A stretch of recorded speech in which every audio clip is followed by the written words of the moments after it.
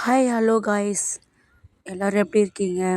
நம்ம சேனலில் இப்போ என்ன பார்க்க போகிறோன்னா, எள்ளு தீனி உருண்டை, தேங்காய் உருண்டை எப்படி சேர்த்துன்ட்டு பார்க்கலாம். நாங்கள் வந்து பச்சரிசி மாவை நல்லா ட்ரை ரோஸ்ட் பண்ணி எடுத்து வச்சுருக்கோம். அது கூடவே வந்து அது உள்ள ஸ்டஃபிங் பண்ணுறதுக்காக எள்ளு நமக்கு தேவையான அளவு அண்டு வெல்லம், கொஞ்சமாக பிஞ்சு சால்ட்டு ஆட் பண்ணி நல்லா கொரப்பாக மிக்ஸி ஜாரில் போட்டு எடுத்து வச்சுக்கலாம். சுட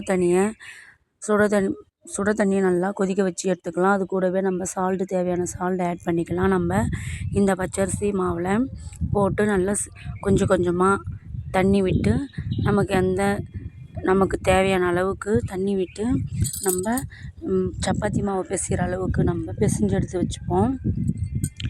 நம்ம வந்து பச்சரிசியை வந்து நம்ம ஷாப்பில் தான் மிஷினில் அரைச்சது தான் இது. அதனால் ட்ரை ரோஸ்ட் பண்ணி நம்ம செஞ்சுருக்கோம். இது வந்து நாங்கள் செஞ்சு முடித்து சாப்பிட்டு பார்த்ததுக்கு ரொம்ப டேஸ்ட்டு நல்லா இருந்துச்சு. ரொம்ப ரொம்ப சாஃப்டாகவும் இருந்துச்சு. நீங்களும் ட்ரை பண்ணி பாருங்கள். இப்போ பார்த்தீங்கன்னா நல்லா நமக்கு தேவையான அளவு தண்ணி தெளித்து நம்ம இந்த மாதிரி ஸ்டேஜுக்கு ரெடி பண்ணி வச்சுக்கிறோம்.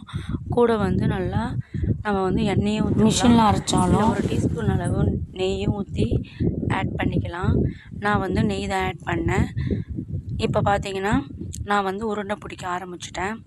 நம்ம வந்து நல்லா ஒரு எலுமிச்சை சைஸ் அளவுக்கு மாவு எடுத்து நல்லா இந்த மாதிரி ரவுண்ட் ஷேப்புக்கு திரட்டி எடுத்துக்கணும்.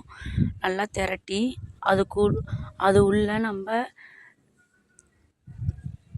தீனி ரெடி பண்ணி வச்சுருந்தோம்ல, அந்த தீனி எடுத்து அதுக்குள்ளே வச்சு நல்லா அழுத்தி நல்லா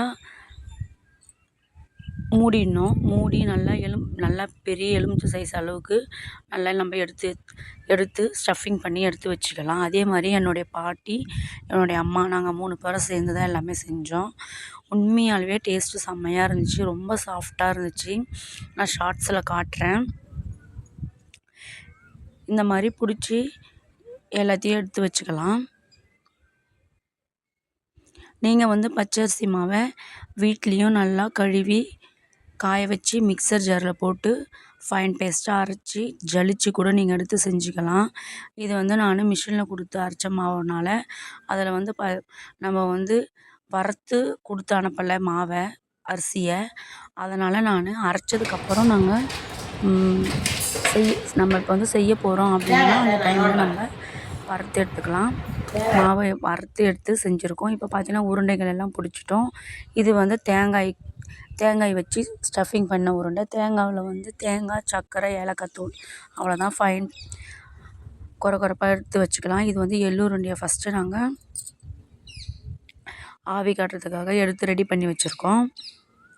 அது கூடவே வந்து தேங்காய் உருண்டையும் எடுத்து உருண்டைகள் நமக்கு எந்தெந்த ஷேப் பிடிக்குமோ அந்தந்த ஷேப் பிடிச்சி எடுத்து வச்சுக்கலாம். ரவுண்ட் ஷேப்பாகவும் பிடிச்சிக்கலாம், உருண்டையாகவும் பிடிச்சிக்கலாம், சோமாசு சைஸும் பிடிச்சிக்கலாம். இது வந்து தேங்காய் வச்சு ஸ்டஃபிங் பண்ண உருண்டைகள். பார்த்திங்கன்னா தெரியும். எல்லாத்தையுமே ஒன்றாவே வச்சு நான் க்ளோஸ் பண்ணிட்டேன். கேஸ் ஆன் பண்ணி க்ளோஸ் பண்ணி வச்சுருக்கேன். இப்போ பார்த்தீங்கன்னா நல்லா உருண்டை நல்லா வெந்து வந்துச்சு. பார்க்குறதுக்கு செம்மையாக இருந்துச்சு. பாருங்கள். நான் வரல. பார்த்தீங்கன்னா தெரியும். ஃபைனலாக ரெடி ஆகிடுச்சு உருண்டைகள். பிடிச்சிருந்தால் லைக் பண்ணுங்கள், ஷேர் பண்ணுங்கள், மறக்காமல் கமெண்ட் பாக்ஸில் கமெண்ட் பண்ணுங்கள் ஃப்ரெண்ட்ஸ். மறக்காமல் என்னுடைய சேனலை சப்ஸ்கிரைப் பண்ணிடுங்க. இனிமேல் டெய்லி வரும் வீடியோஸ்